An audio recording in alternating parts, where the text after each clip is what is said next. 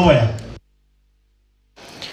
Juhudi za kuokoa vijana dhidi ya uraibu wa dawa za kulevya na ushawishi wa magenge zimepata nguvu mpya kupitia uzinduzi wa mradi unaofahamika kama Kijana Badilika. Dhamira ya mpango huo ni kuwawezesha vijana kurejea katika misingi ya maadili, kujitambua na kujijengea maisha bora kupitia mafunzo ya kiroho pamoja na miradi midogo midogo ya kujitegemea. Hatua hiyo inajiri wakati ambapo mjadala unaendelea katika ukanda wa Pwani kuhusu namna ya kukabiliana na magenge ya uhalifu kufuatia msimamo wa kamanda wa polisi wa ukanda huo wa Pwani Ali Nuno na wa kuchukua hatua kali dhidi ya wahalifu. Baadhi ya vijana waliohudhuria hafla hiyo wameelezea changamoto za ukosefu wa ajira na shinikizo la maisha ya mitaani, wakiahidi kutumia mwezi mtukufu wa Ramadhan kubadilisha maisha yao.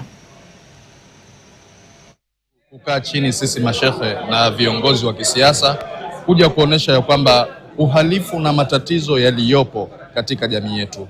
Kiongozi Nuno aliposema shoot to kill, ilikuwa ni hali nzito ya wananchi kulalamika kwa ukosefu wa usalama. Ndio akaamua kutoa kauli kama ile. Lakini tutahakikisha kwa uwezo wa Mwenyezi Mungu, kwa kushirikiana sisi na wakuu wa serikali, tuhakikishe watoto wameweza kutulia na watoto wamemakinika ili nchi yetu iwe ni nchi ya amani. Tunashukuru sana, tunabadilika na Obo amekuja kutubadilisha, tunashukuru. Si pia Obo njoo tu karibu, yani Mwandoni pia tuombe uje Mwandoni pia sisi uje tubadilishe vijana. Tuko tayari kubadilika, tuko vijana kama 10 hivi, tuko tayari, kikundi chetu kiko.